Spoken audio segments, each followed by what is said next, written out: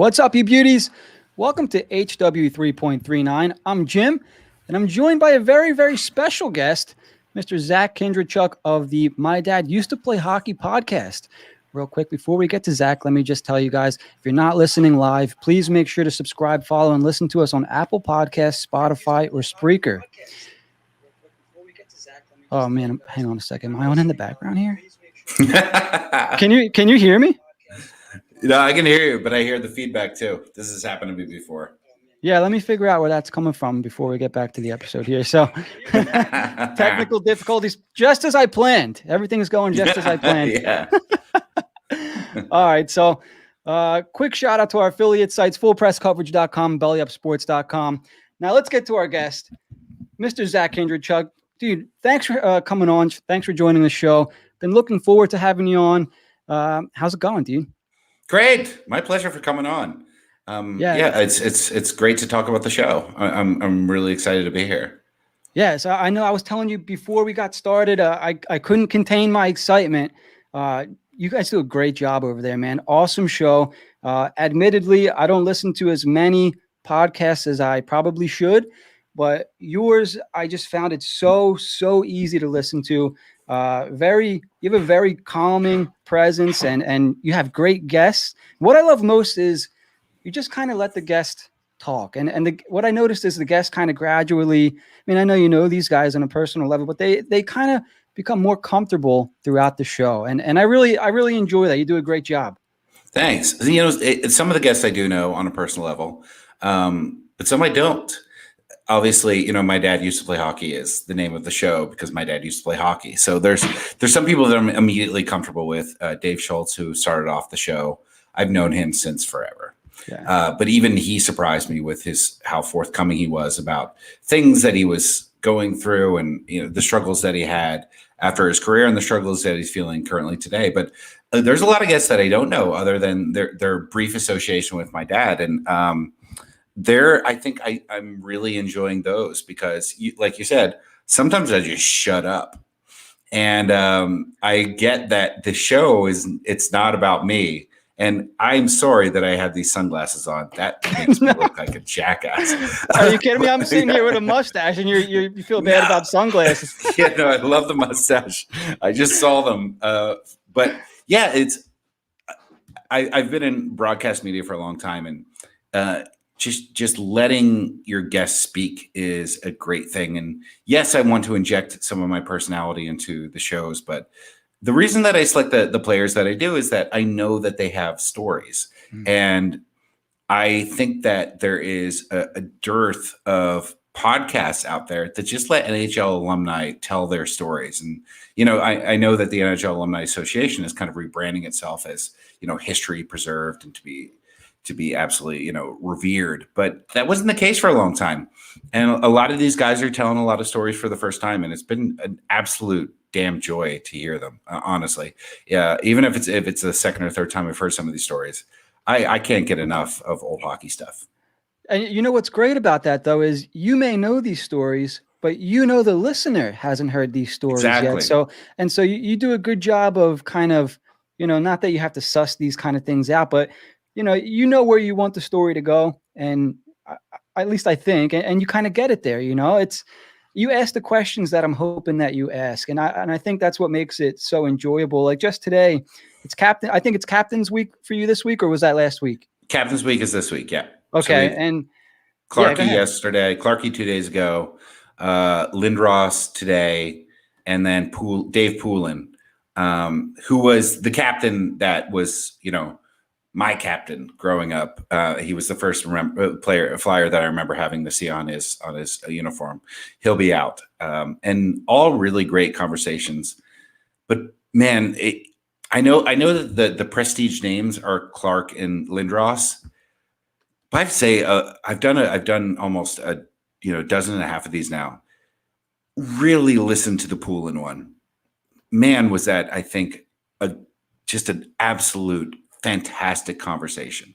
And I didn't expect it to go the way that it did, but some of the things that he revealed about those mid-'80s Flyers, where there's a couple great eras of the Flyers. There's obviously the Broad Street Bullies, but those those, 84 to 88 Flyers were on the cusp of almost being something, that players would talk about for decades after. And then of course there's the Lindros era and the 2010 Flyers. But man, did Poulin blow me away with his perspective on anything. I think after that conversation, I had been as satisfied as any of the episodes. Yeah, I'm looking forward to it. And I mean that honestly. Yeah, I love that you kind of add your own flair, and I'm not just pumping your tires here, even though, I'm not trying to butter you up or anything. I'm just being honest. The Lindros episode, I feel like it couldn't have gone any better. And the listener, I don't know if you have a relationship with these guys or not, but it sounds like you guys are best friends, like Bobby Clark. I mean, the answers that he was giving, it didn't sound like he was making anything up. It sounded like he was being as honest as possible. And I was almost surprised at some of his answers, in regards to the Lindros situation, or, I had no idea that he had planned on continuing to play hockey and he was offered the GM job. How old did he say he was? Do you remember? I think he wasn't old though. No, he wasn't. So he mid-30s. Yeah. And the prior season, he was still he had 62, 63 points. Clark and a productive player. And that surprised me too. And I had never heard that story before. I've interacted with, Clarky over the course of my life, but it's my dad used to play hockey. So he's the one that has these relationships. And I have just brief interactions every so often with them, right? He's growing up as an alumni brat. So now I'm trying to just preserve, their stories, but I don't know them. But I want to get to know them over the course of those 45 minutes or an hour that we spend together. And the whole basis of the show is, there's one word that encapsulates it: wholesome. Yeah, wholesome. Because there's a lot of podcasts out there, and I don't know if this turns you on or turns you off, and they're successful, but there's the Barstool stuff, the Barstool shows. And I get that whole, I get the Ryan Whitney spitting chicklets thing, and God bless them. Like for a hockey podcast to get as many downloads as they do, that's awesome. I love that they can do that. But that's something that doesn't really interest me. And I think that there's some podcasts in the Philadelphia area that sort of try to emulate that. And it's just sort of, what are you doing? It's gross. It comes off as false and just like fake machismo stuff. And I want to get to know the person who, like I say in my bio, in a very schmaltzy way, the person behind the uniform. But I truly do mean that. And I feel like you do. And I think that's what I enjoy about it so much, is because I don't feel like you just said, actually, you're not talking to Eric Lindros, the hockey player. It just sounds like you're talking to a buddy, and, you're just talking about stories, I really do enjoy your show. So, funny, you brought up your dad. I love the name of the show. I mean, what the show is about, I mean, it's in the name. So it is, and it was actually, if I could just tell you the genesis of the name of the show. So I was in this punk band forever ago, started in 2000, called the Toros, which was the name of the cheerleading squad in Bring It On. And if you haven't seen Bring It On, go watch Bring It On. What are you doing to yourself? It's the best movie ever. But it's a cheerleading squad. So we named our band after that. We were a cheer punk band. And one of the first songs that we wrote was My Dad Used to Play Hockey. So that's where eventually 20 years later, the name of the podcast came from, because I was doing another podcast, but it just kind of came off just broadcast radio with my friend Terry Holloman. But I was like, I need a niche. I need something, I need, a targeted audience that I feel passionate about. And, the Flyers alumni thing sort of came up because I had Bob Kelly and my dad on the other show over Christmas. And I was like, that felt really good. But then it was, the name was already there. The theme song was already there. My dad used to play hockey. So that's kind of the whole thing about that. So when you hear the song, the first lyric is 25 years ago. Well, that's because I wrote the song 20 years ago. Wow. It's now 40 years ago. My dad used to play hockey. So that is interesting, because that's something I was going to ask you. I noticed that I mean, at least I thought that it was you that, in the intro and the outro song, And I was going to ask you if you had any, experience as a musician. So you No, do. I mean, experience as the frontman for a punk band. I don't know if that ever qualifies you as a musician. I can sing in one key, but fortunately, when you're in a punk rock band, one key is enough. Oh, it's pretty good, man. That's me singing. It's pretty good. I was telling my girlfriend before the show, I'm like, can you believe I think that's him? He's pretty good. Nice. So, yeah, that's awesome. So that was a question I had for you here. But I wanted to get into your dad. Okay. What's it like growing? I mean, let me ask you this. What's it like to have a dad who grew up, or you grew up with him playing in the NHL, with the Philadelphia Flyers in particular? And when did you know that your dad wasn't really like other dads? So it goes in stages, right? So the first time that I knew, I wasn't born when he was a bully. I came around right towards the end of his Pittsburgh career. And then he played for the Capitals for a couple of games. So I don't have any actual memories of him playing hockey. Okay. But I've certainly seen, lots of footage. But one of the first memories that I have of him that I knew that my dad was different was he had a back injury that he had to rehab. And that's why he retired from the game. Oh. I remember one time he dropped his keys and he asked me to get them because he couldn't bend over because he had both a back injury and he had a hip pointer as well. And I was like, Dad, why are you hurt? And he said, hockey. I'm like, okay. So, and then being an alumni kid, and you should have more alumni kids on because it's kind of fascinating. I know Kim Perrant and Corey Favela doing a show, which I hope you check out too. Generation X. Yeah. It's weird. So I grew up in a very, very small town in South Jersey, where my parents bought their house there almost immediately after signing with the Flyers. And I knew that my dad had a degree of fame probably around third or fourth grade. Until then, not really. Because kids started becoming and pretending to be my friends because they knew I could get them, Rick Tockett's autograph or, at that time, Peter Zezel's autograph. Right. And other dads couldn't do that. Other dads could show you their accounting firm or something that. It was kind of a different thing. And it didn't really bother me at the time. It was like, yeah, if you want to be my friend, then I'll get you this autograph. And then you go through this weird thing, Jim, where you sort of have a bit of a resentment. Huh. But it's brief, right? And it only comes because it feels like everything your parents do is annoying, including, when you're a teenager, everything that your parents do isn't like anything that you want to be appreciative of. And I definitely went through that phase where I was annoyed and didn't care at all about the bullies or anything that had to do with the Philadelphia Flyers from probably like 13 to 16. This was like the beginning stages of my punk rock phase. And then eventually, as you grow, man, I love it more than you can imagine. Yeah. It's the best. Like it's the second best thing to having been part of the team yourself. Like the other alumni kids, like we don't really necessarily communicate all that much, but there's this all-time bond we have. Yeah. To be able to reach out to guys like Bernie and Clarkie and everything like that, and hear them all feel such a reverence for the region that is Philadelphia and, for Mr. Snyder and everything like that. And to see my dad still get approached, and the last time this happened, I'll admit it's been probably 5 years since I've been to a Flyers game because I've lived out on the West Coast.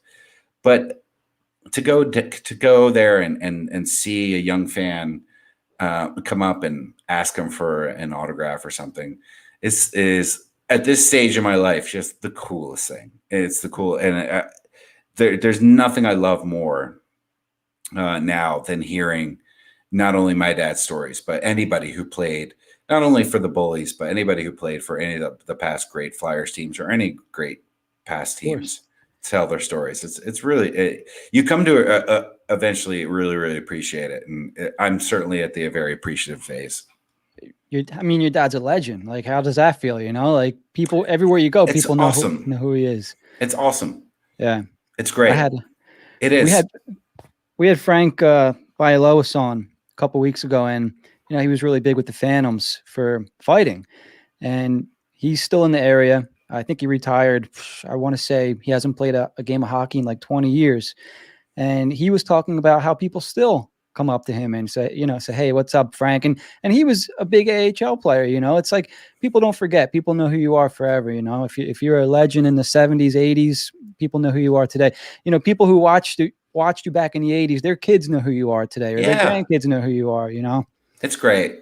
It's Yeah. great that legacy lives on. It really, and I think that the Philadelphia region is exceptional in preserving its past.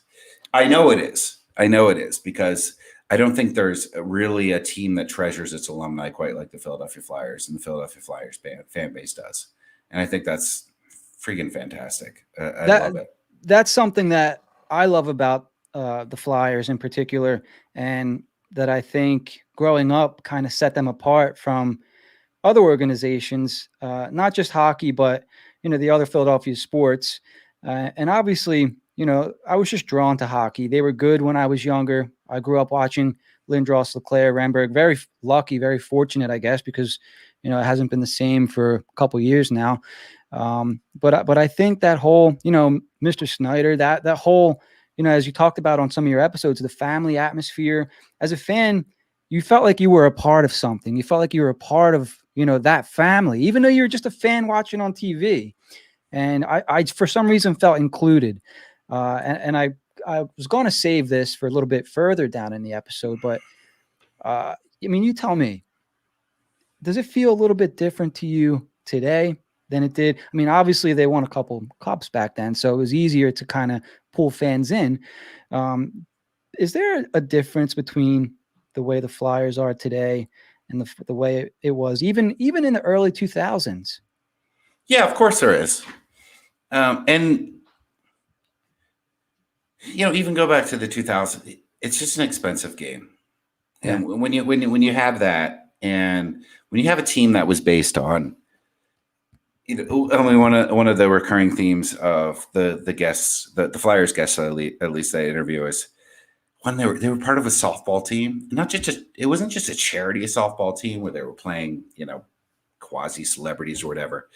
It was like they just played softball as a team in the summer after winning the Stanley Cup. Like, they were just part of the community. Yeah. Rexy's, which was just such an integral part. Rexy's to me is like should have a uniform. Like, Rexy's is another player, like, which was the bar they went to. And to hear Clarkey talk about, he would get off practice and go have a sandwich and a beer and sit at the bar at Rexy's and talk to the other guys and coming off their shifts as well, and feeling that sort of camaraderie with them.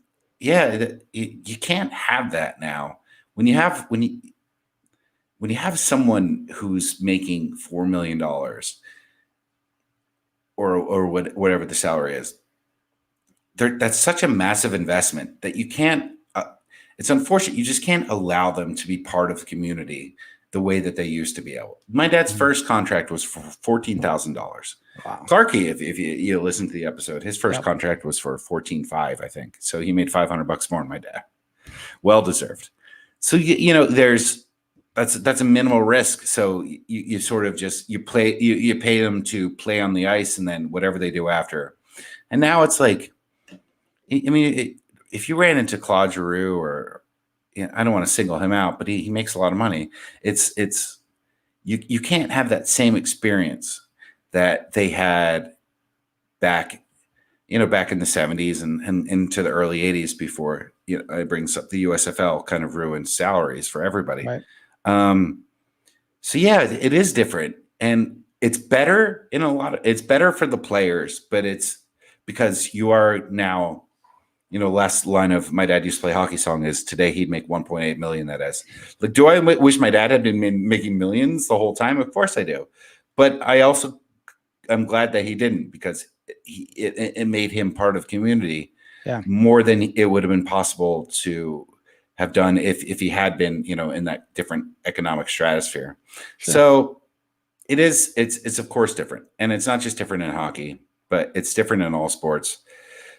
But when I don't know how much experience you had going to the Spectrum.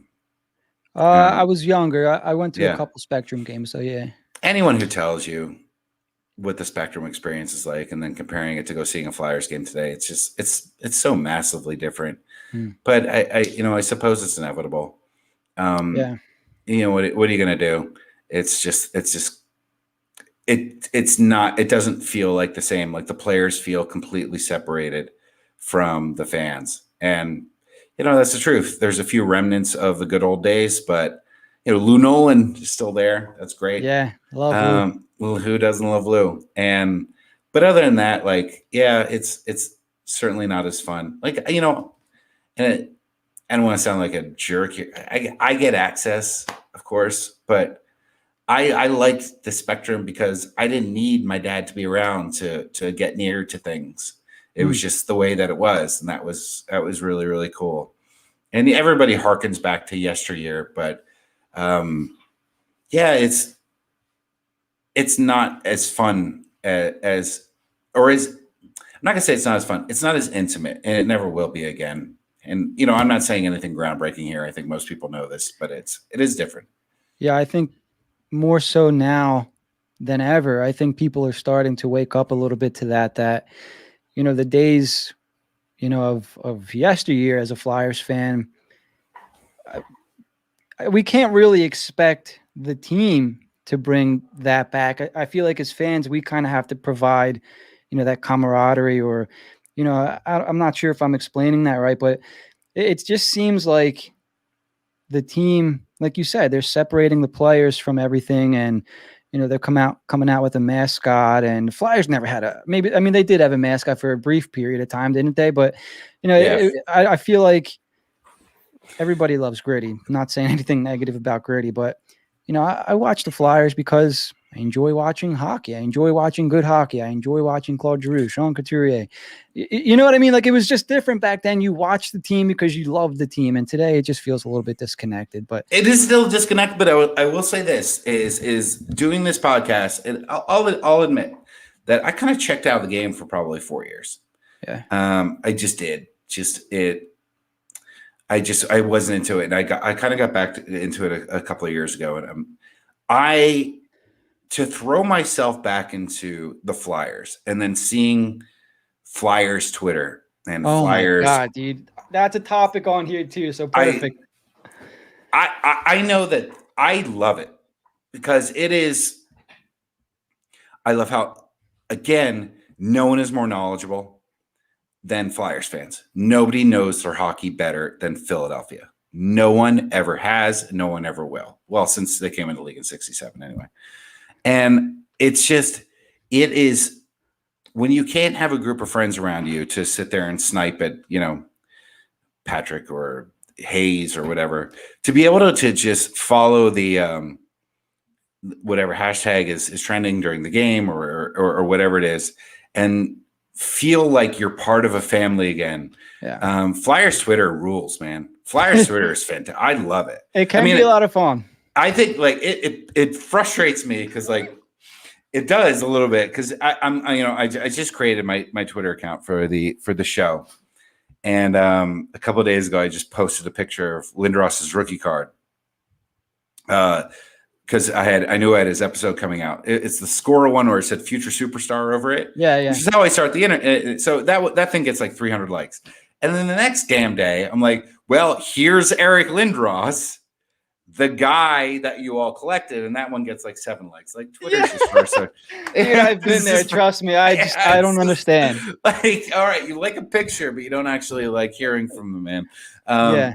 So, but Twitter's Flyers Twitter's is awesome, dude. I get why I get why it could be frustrating or whatever, but it has got me just really keyed in on the game because it's opened me up. I follow Jets Twitter, Penguins Twitter, Islanders Twitter, Sure. Predators Twitter because of Crispy. It's just like if you can't be there now because ticket prices are $200 for upper level seats, it's not a completely fulfilling replacement, but It's pretty. It is pretty awesome. I know that there's probably people who hate it, but it's rekindled my passion for the game without a doubt.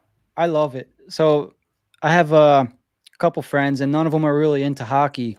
Yeah. So my brother's into it, so I get to talk hockey with my brother all the time. But it's almost like a place where I can meet new friends. I can have I've found a lot of people that have a lot of something in common, and that's the Flyers. And it's one of my favorite things to talk about, one of my favorite things to watch. So it's perfect. I mean, sometimes it gets out of control with Flyers go south, Flyers Twitter goes south. I mean, it just explodes.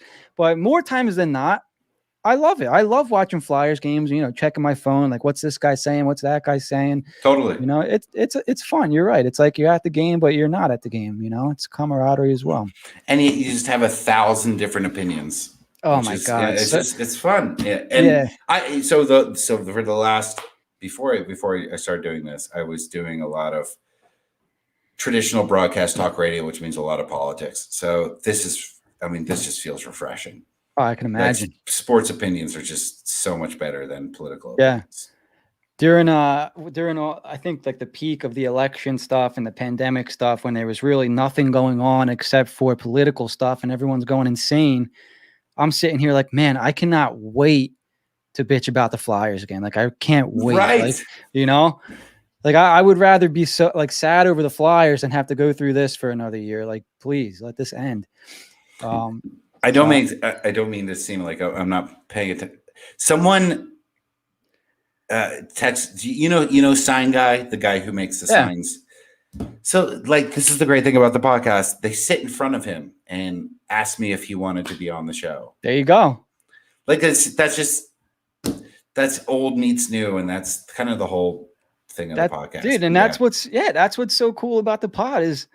And you're getting a Sign Guy on. When I first started out, I didn't know anybody, had no connections, nothing.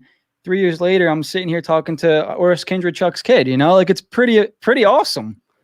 It's really, I thank you for that, but let me help you get someone better than me. No, dude, I wasn't lying to you when I said I was looking forward to this. And then after listening to some of your episodes, I was even more excited because, I already told you, I'm not going to tell you again, but you do a great job. So I was like, man, this is going to be a great show. So it really has been. It has been. And some of the players that initially I was going to make this a Flyers alumni podcast. Succinctly, that was going to be all, just nothing but Flyers players. And I realized, oh my gosh, I can't be talking to Greg Puslowski 40 weeks from now and realizing like he's the last guest. You gotta run out of players. I need to branch out a little bit. But the great thing about that is too, it's like the players that I'm just grown to hate because of their rivalries versus the Flyers. That's fun. They're fantastic people. Yeah. Like, it's just again rejoining the whole wholesome theme. Like, I wanted to just trash Brian Trottier. I saw you had him on. Dude was a joy. Just a joyful person. Grant Fuhrer, unbelievable. Glenn Sather, not that great. Really? But, I haven't listened to those episodes yet, but all right. I'll make sure. Sather was tough. Because Glenn Sather, if you don't know who Glenn Sather is, I mean, he was he built sort of the 1980s Oilers team that beat the Flyers a couple times, and then had to trade Gretzky and everything. He was the GM and the coach for a while, but he's got a very Tony Soprano vibe to him.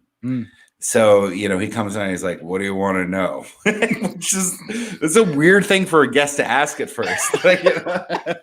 Well, since you asked. Yeah. Well, I don't know. I was just going to do a retrospective of the last 30 years of your career. Yeah. Certainly, why you're interesting, right? So, he was definitely a challenge, but still another guy who clearly just loves the game and came on my show and was willing to talk to me. It was very, very cool. But I've got a few more players coming up that Flyers fans are absolutely programmed to hate, And I think by the end, you'll realize, because this is the weird thing. So even in the most vicious of times between players in the Bullies versus Bruins versus Sabres era, like, my dad had run-ins with guys like Terry O'Reilly. And I mean, if that guy stepped foot outside of the spectrum, he was liable for, it was likely he might be assaulted. Yeah. But it would also be like, I would ask my dad to get his cell phone number. So because they're friends now. And that's a weird construct that I don't think a lot of fans understand. Like, they hate each other on the ice, but after time become friends off of the ice, where I feel like fans kind of don't forgive. But hopefully when you hear from people like that, you start to, appreciate, like, if your team doesn't have any rivals, or your team doesn't have this huge foe to beat, then what's the fun? There's no fun in that. Exactly. That's a good point. Yeah, that's something I always liked about hockey as well, is, the players never, they kind of, they don't like each other, at least on the ice. And then off the ice, it's like, hey, like, I know I punched you in the face a couple times. You okay? How you doing? Things like that. It's like, there's a level of, I think I listened to it during the Keith Jones episode, which Keith Jones, I absolutely love. I know you had guys like Lindros and Clark on, but if I had a top three of people that I would like to interview or talk to on a podcast, Keith Jones is near the top of my list, maybe top three. Really? So I absolutely love that episode. Yeah, I love Jonesy. I think he's great on TV. Yeah. I love his positivity. Even when he's talking about a player who's not doing well, he tries to keep things positive and lets you know in a nice way that he could be better or whatever, Yeah. So I really enjoy listening to Jonesy. But the story that he told, you're punching a guy in the face, or I think it was Brad May that had asked him if he wanted to fight. Oh yeah. That story there. And he was like, yeah, there's some, it's kind of gentlemanly, like he said, no, but this guy will fight. And that's how it went. Craig Berube. Yeah. Yeah. That's Berube how would it have fought went. anybody. Yeah. Yeah. It is weird. It's like this, old school duel thing almost. Like, there's rules to it. But I find it interesting going the other way too, because I can't get enough. And Joe Cadillac, who I want to give a shout out to here, he's kind of like the Robert Duvall character from The Godfather of the Flyers, like this unknown guy that kind of makes everything happen. But everyone's got a Joe Cadillac story. So he, because I kept bringing up with Schultz and other players, that Schultz and my dad were obviously teammates and on the same line. In fact, this is a great picture of the three of them. How about that? Yeah, I'll send this to you if you want. I gotta be for having me on. But so they, I got you on record now, so now you have to. Seriously, no problem. So they played on the same line together during the Cup years, and then Schulte gets traded to the Kings, and my dad eventually moves on to the Penguins. And then a few years down the line, they fight, and it wasn't and they fought twice. Both times, my dad as a Penguin and Schulte as a King, and that's something it's so weird for me to wrap my head around, because they were fighting, but never stopped being friends, and had no out of the ice animosity. There was, no sort of like, oh, you owe me $500 or anything like that. And that, I think, is great. Like, I think that's really interesting that, hey, when you're on the ice, you have a job to do. And who did I talk to today? Oh, Bob Kelly. Bob Kelly was on this morning. The Hound. The guy who hired me for my first job ever. And he was talking about his second game in the NHL. He squared up against Gordie Howe and was like, I wanted to ask him for an autograph, but as soon as the puck drops, you have this job to do. But as soon as the whistle blows, you go back to being humans again. Yeah. And that's where my podcast comes in. I love the stuff that happens during the three periods, but all the stuff that happens off the ice too is just as equally interesting to me. Especially this to hear the transitions, because now, if you retire and even if you retire a little bit earlier and you plan to, you got a few million in the bank, and you're not going to figure out what you're going to do next. Then they kind of had to. I remember, my dad retiring, rehabbing himself, getting a 1-year offer, but turning it down because it would require too much travel.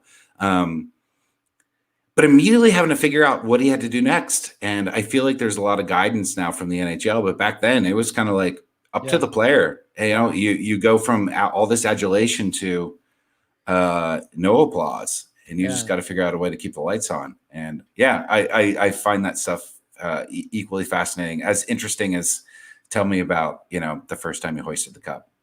Yeah, that was pretty sick. That was an awesome story. I know Bobby Clark told this story. What did you ask him? If you can go back to any one moment in his career, what would it be? And he picked the cup. Of course, which right? is it's always the answer I expect, but it's not always the answer I get. Yeah. So what I'm trying to do with the last question is when you close your eyes and one moment flashes, and he chose the moment he hoisted the cup, him and Bernie. Yeah, And, I feel like that's got to be an hard to honest beat that answer, one, man. Yeah, for real. Yep, absolutely. So I've a couple questions here I want to get to before we get too far away from them. So, as a younger guy, did you have a favorite player growing up? Yeah, Flyers fans aren't going to be happy about this. Oh my God. Yeah, it was Mario.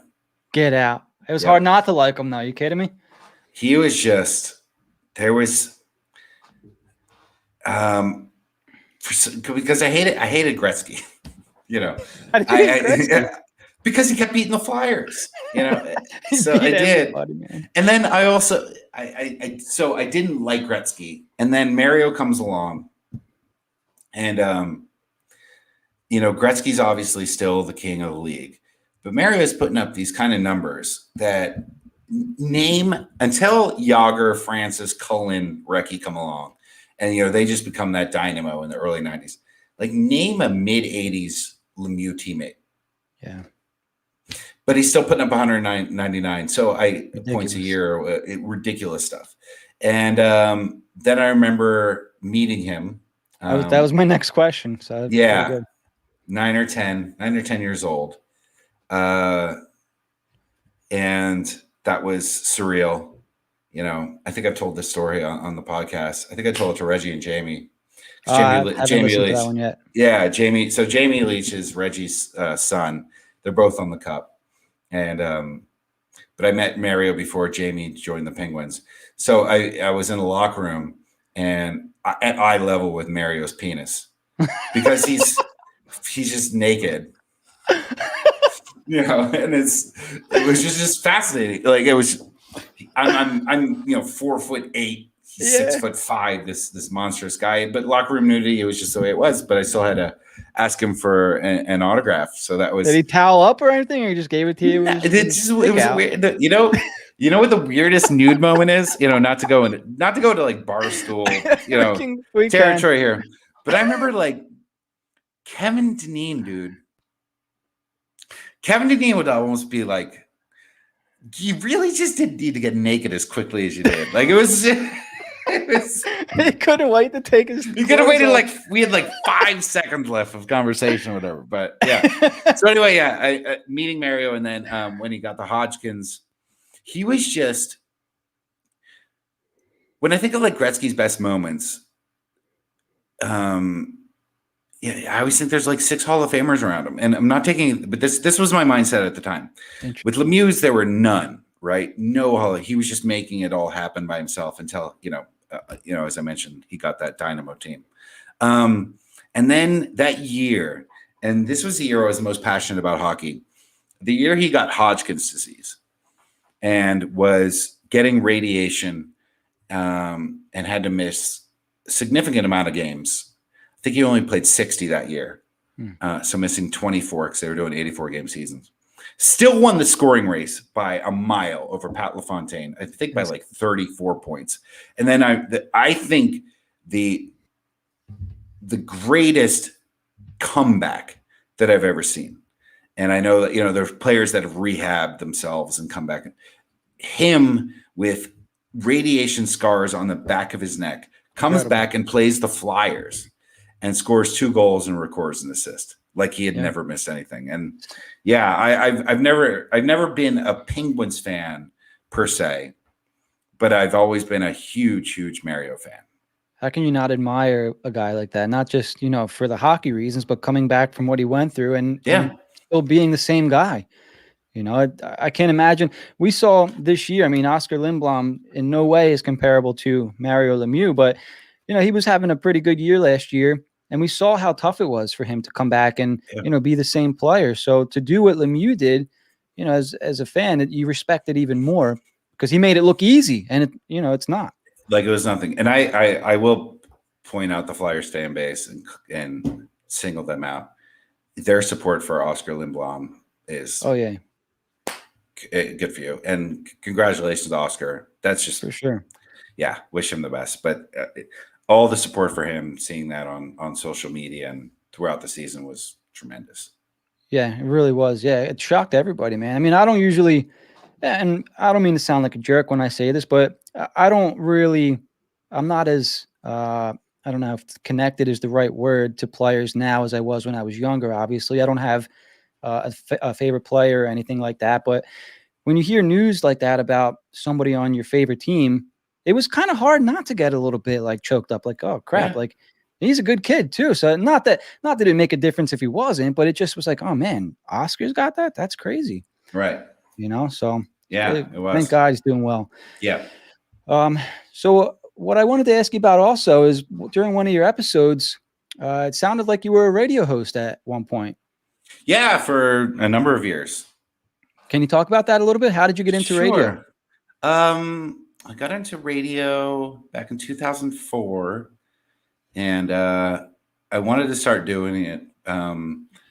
It sounds like so rote, but after September 11th, I found radio to be the most comforting of medium, because I could hear people 24/7 talking about what was happening. I was living in Boston at the time, and there was fighter jets flying over over the city constantly. Copley Square was constantly under a threat of an attack. And then I would hear radio hosts make jokes, but also deliver the news. And I remember the morning of September 11th, and I think that he plays it every year still. And if not, the full thing is up on YouTube. Howard Stern was phenomenal on the morning of September 11th. Like he was funny, but serious, and I think really did a great job, more than TV could, because they would just replay the horrific images, but being able to humanize it more than anything. And I thought, like, I would love to be able to do that. And then left Boston and ended up living around New York City. And there was this station called WNEW, which was a talk station that had just radio shows I would listen to day and night, Opie and Anthony, Ron and Fez. So I ended up working for this horrific experiment that CBS Radio tried called Free FM, where they decided David Lee Roth could replace Howard Stern as Howard went off to Sirius XM. So I had a couple of fun years doing the type of radio they were able to do. And since then, I've been in the broadcasting business, but I have to admit it's been far less fun. You kind of have to choose a side and stick with that side. Most of talk radio is either sports or right-wing AM radio. And, I don't, it gets very, very uninteresting for me to just deliver any sort of talking points based on whatever party. I have friends that can do that stuff. I just had a friend who told me he's going to speak at the Conservative Political Action Committee party next year, and he's been on Fox News 200 times. So you can do it. But it's not particularly interesting to me. So I've taken a step back, and I'm not saying I won't ever do it again, but I'm just taking a little break. And like I said, the world needs a little wholesomeness right now, and what better than that than some old hockey stories? Couldn't agree more. So, I mean, it kind of answered my next question. Where did your inspiration come to start? My dad used to play hockey. Yeah, it was a guy that I used to work with, actually, because I was doing a show. So, like everybody else, last April, I was just going bananas. I was stuck in my house. Sure. Nowhere to go.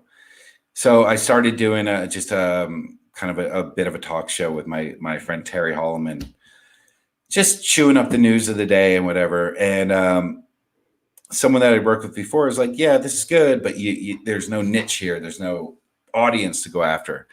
But I've heard you talk to ex-hockey players before, and that would be something interesting. And then over Christmas last year, my dad came on with Bob Kelly, and that's kind of where it got started. And I've always loved interviewing more alumni players than current players, and it's been great for me, but it's given, I probably booked about half the players, and my dad reaches out to the other half. And one of the things I love about it is that he's having conversations with people that he may or may not have talked to for a long time, to try to get him on the show and stuff. And it is one of those things, like I described with the alumni kids, dude, you could not talk to your ex right winger for 15 years, but the minute you're both on the phone, it feels like it's That's just awesome. yesterday again. Yeah, it's been really, really cool. So what is it about talking to the alumni players over today's players that you enjoy more? Because I think that when you're an alumni, you have perspective, a different perspective than if you're currently in the game. All you're thinking about is the next season. You can't. It's tough for you to reflect back, right? You sort of wait until the end, and then beyond that, you get a little bit more freedom. Not that, again, I don't want anyone to come on and unless they have something controversial to say, but to be able to be honest. And when you're a current player, you have to be so damn careful about what you're saying. Yep. And who you're saying it to, especially today. Yeah, for sure. And I get that, but also they're so. And who did I talk to on Wednesday? John Leclerc, who's just because he was notoriously shy, and he said, "I wasn't really shy. I just got bored with the same two questions. How does it feel winning? How does it feel after a 2-game loss? How does it feel? How does it feel?" So they also get so programmed to hear those sort of questions that, they immediately go into the talking points that whatever PR firm that's working with them now delivers. So I just think, I believe that there's truth, that wisdom comes with age. And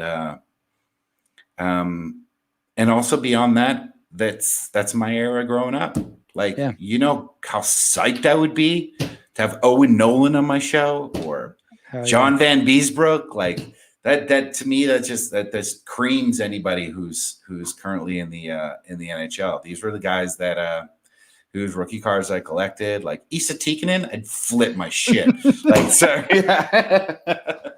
I'm sure you can get them, man. Yeah, and that's the thing. Like, I hope to have them all on. Jimmy Carson, Bernie Nichols just send me a friend request. Like, Bernie Nichols, you scored 170 points one year. That's insane. It's really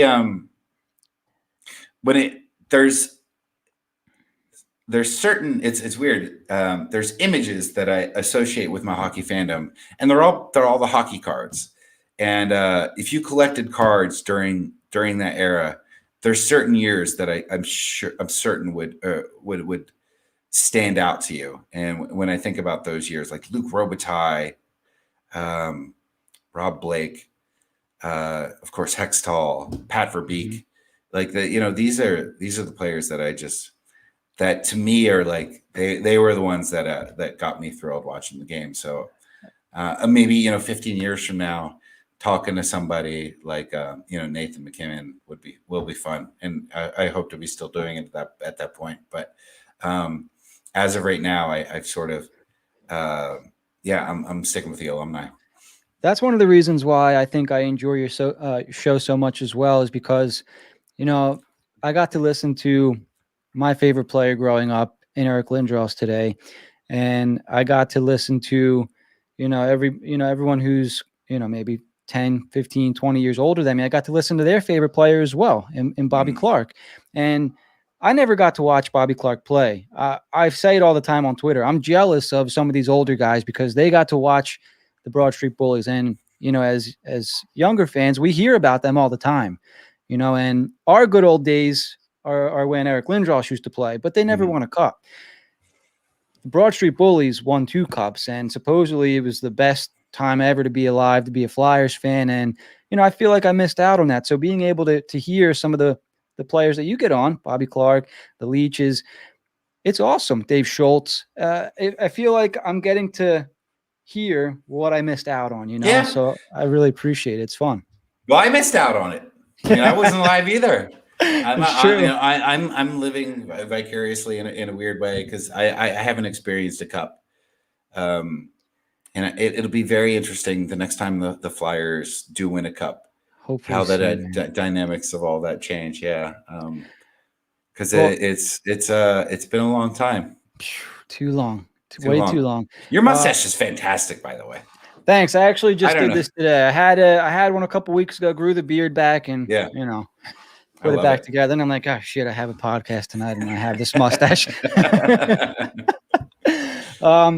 So we have about 10 minutes left in the show. I have a couple more things for you here. So just going by some of your shows, you still pay attention to the team. Can I ask you, what are your thoughts on how this season played out? As fans here, we had high hopes, obviously, from last year, and things just didn't go according to plan. What do you attribute that to? What did you see? I think that Claude Giroux is a great Flyer. I think he'll go down as one of the greatest Flyers of all time. He already has. Mm-hmm. Who'd he beat this season? Is it Barber?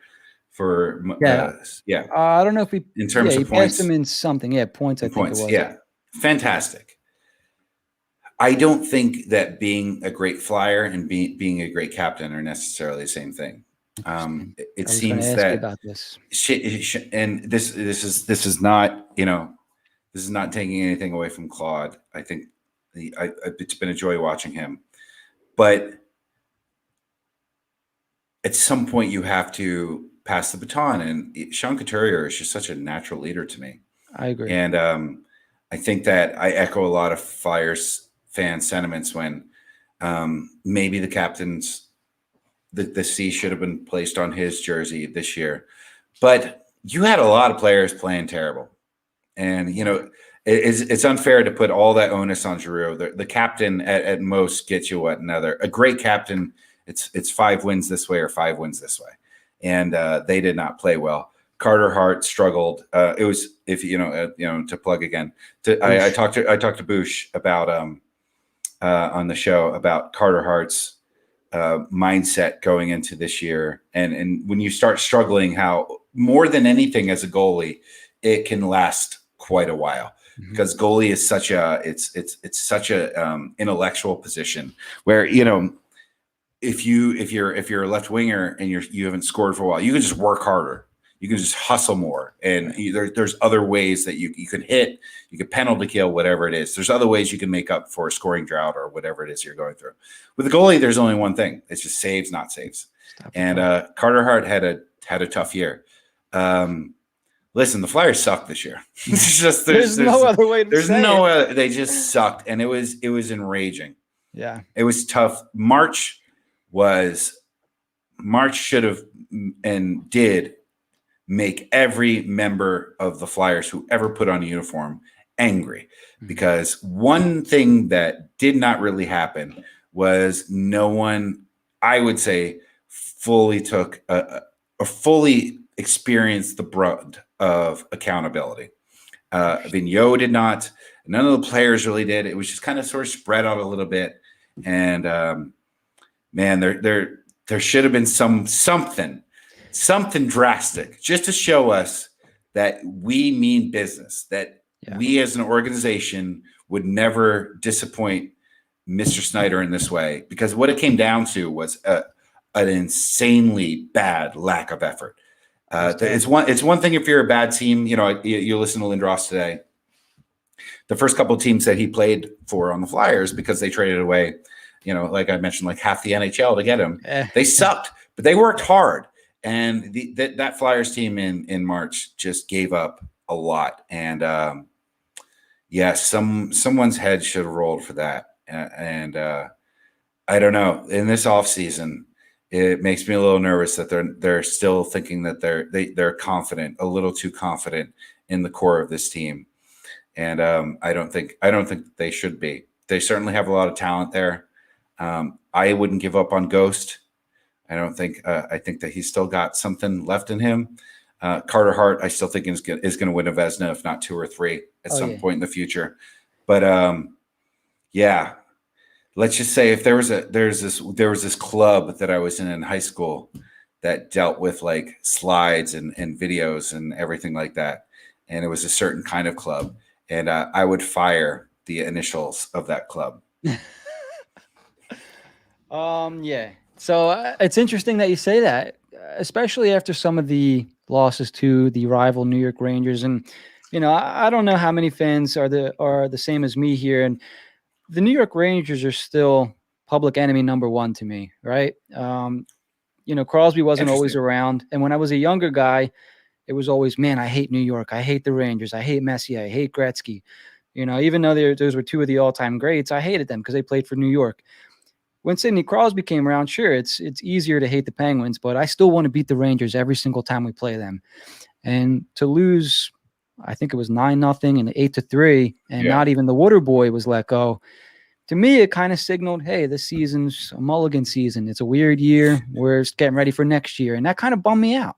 It should have, because you can use COVID as an excuse, and right. COVID was a reason, but man, every team was going through the same stuff. Yeah, and that's everyone was dealing with the weird bubble issues, and we were kind of saying that. Yeah, and for them to get, for you it's the Rangers. For me, and I live in Jersey, or grew up in Jersey.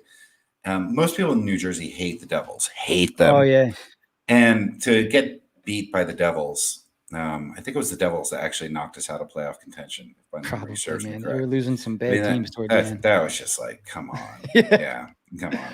Yeah, that's right. The Brodeur days and the Scott Stevens. I'll never forget I think you had mentioned it for a brief moment when you had Lindros on, but I will never forget where I was when Lindros came back for the playoffs and was knocked right back out of the playoffs by Scott Stevens. I'll never forget where I was. I never experienced that pain watching a Flyers game. Not even when they lost the cup to the Red Wings. I was too young to really, care like that. When they lost to the Blackhawks, I was like, oh man, that sucks. But they weren't really supposed to be there. When Lindros got knocked out, even at a younger age, you just knew that it was it. You might never see him in a Flyers uniform again. Yeah, because that was more than just a loss. You knew right then that was the end of an era. Yeah, you did. Such a promising era. Man, that was the amazing thing about talking to Eric. It was so much more forthcoming. He was. Than I expected him to be. Like, hey, are you bummed out about his career, the way it happened? He's so safe. Yeah. Like, that's, man. You could hear it. You could hear it in his voice. He was. It could have been so much more. He was as good as anybody. Yep. And he was the best player in the league for half a decade. Mm-hmm. And, you don't think that he still tries to think to relive that one fraction of a second where he had his head down crossing mid-ice when the most brutal hitter in the league was flying towards him. Man, it changed him forever. I couldn't believe that. Not that it was a huge thing, because if you're human, you can understand where he's coming from, but it changed the way he played the game from that point on. And it's like, oh my God, I don't want to say it ruined him, because I feel like that's not a nice word to use, but it changed him. He wasn't the same, Yeah. So have some sympathy, everybody, for Nolan Patrick. Oh yeah, absolutely. And you know what? After listening to your episode, it made me think about Nolan Patrick a little bit and what he could be going through, because it's especially after a year that he had, you see -30, and it's really easy to, pounce on the kid like that. He hasn't looked like the most enthused player and whatnot. And it's like, I wonder if there's stuff going on behind the scenes. And, we don't, as fans, we don't know. We can only judge by what we see. And it might not always be fair, Yeah. Yeah. So you had mentioned Alain Vigneault, and I have Alain Vigneault written down here, and now I can't remember why. Oh, did I mention him? I thought it was like clever about not mentioning him. But I really went. It was really a roundabout way to say AV, and I apologize for that. No, I don't think. Listen. I don't think Vigneault is the difference maker. But to me, I don't really see a reason to keep him around either. Mm-hmm. Okay. I mean, yeah. There's especially there's some interesting names that are coming about. Yeah. Yeah, and Tocchet. I don't know. There's another guy that I can't remember off. Oh, Tortorella. There's one more. I'm pretty sure. I can't remember. Yeah, off the top of my head. Tortorella, I think would be very interesting. He'd be fun in Philly, wouldn't he? Tortorella would be fun in Philly. Very polarizing, especially here. I feel like there'd be half that would love him. I'd be on that half. Yeah. And then I don't know how familiar you are with the analytic part of Flyers Twitter yet, but they would absolutely hate his guts. Of course. Yes. Yeah. And, it's arguable whether or not he did a good job with Columbus, but I don't know. I like big personality coaches in Philadelphia. I liked Mike Keenan. I thought he was a blast. Yeah. So bring him back. Yeah. Or bring Tortorella here. I think it's worth a try. For sure. That's interesting. Okay, so we're coming up on a little bit over an hour here. Last two questions. Are you keeping track of what's happening in the playoffs right now? Of course. Favorite series so far? I got to say Jets Oilers. Okay. Which is as we're recording, it started 3 minutes ago. Oh, it started. So yeah. Oilers down 1-0 there, right? Oilers down 1-000. The Jets. I'm a big Winnipeg Jets fan because I'm a big Winnipeg fan. I love all things Winnipeg. I'm a big fan of the weaker that. No, I think that and this is the reason that I love this series. It's a win-win series for me because I love the idea of the Winnipeg Jets getting through to the second round of the playoffs. But man, I can't get enough of Connor McDavid. He's a machine. He's 15% better than anybody on the ice right now. He's amazing to watch. He's great. So either team, and I just. I love seeing Tim Hortons ads going to break, which is the Wawa of Canada, and I love Canada versus Canada series. So I'm really into that. Beyond that, Bruins Capitals, Chara against his old team is that's great. A fun one. Yeah. Who would you like to see lift the cup this year? Last question. Golden Knights. Really? Yeah. Why is that? Don't you feel like your fans haven't suffered enough to win a cup? No, they haven't. It's true. But I don't want it to be the Maple Leafs because then the Flyers become the longest team without a win. Yeah. And I was a big fan of Murray Craven, who helped build the Golden Knights franchise. And I like the idea of hockey becoming massive. So another team for me, I know they were there a couple of years ago, Nashville. Like if I love the idea of hockey becoming this premier event in somewhere that it's never been before. Okay. Like think about all the entertainment options in Las Vegas. Yeah. Penn and Teller, Britney Spears. You think that I'd be able to name more. Yeah. I said Penn and Teller and thought of nothing else. But there's several. Obviously. But like for the Golden Knights to then become something special to Las Vegas. And of course after the shooting there where the team gave the community there something to rally around. I've been a big fan of the Golden Knights since they got in because they're a franchise that truly gets like, a good on ice product is something, but man, we're going to deliver the full entertainment package. That's true. I think it's kind of cool. Yeah. Yeah. They're very fun to watch. I don't want the Bruins to win. No, never. No. And I hate the Lightning.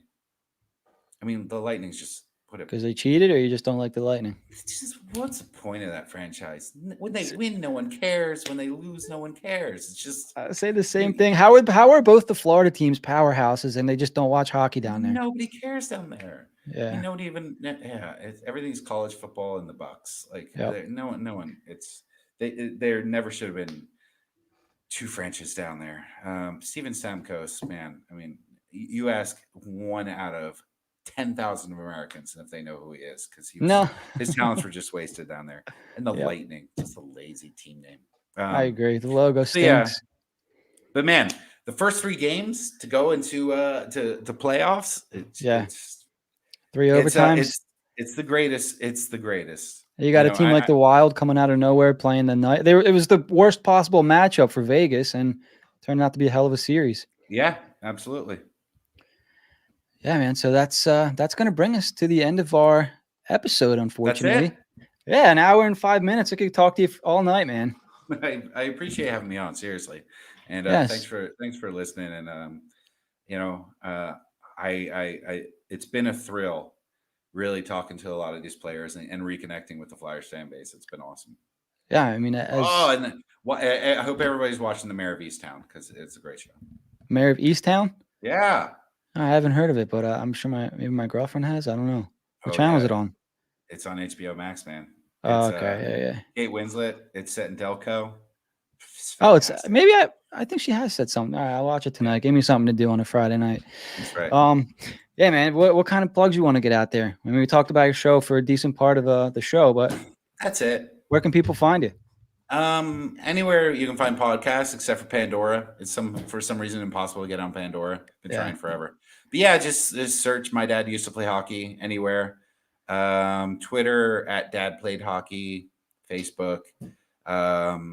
My email address is dadplayedhockey@gmail.com, and reach me however. I honestly, and if you have a request for a player, and because I had 8 requests so far, like real requests, and I've come through with 5. So if there's any, and I'm working on Doug Gilmour.